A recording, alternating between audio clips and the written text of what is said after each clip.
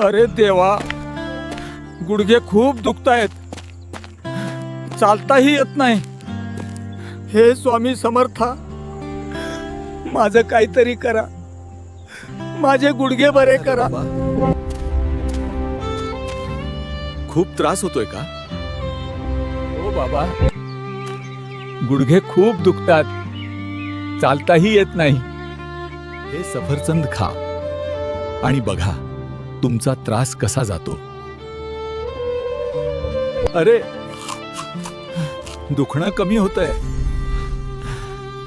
हे काय चमत्कार आहे? ते साधू दुसरे कोणी नसून श्री स्वामी समर्थ होते.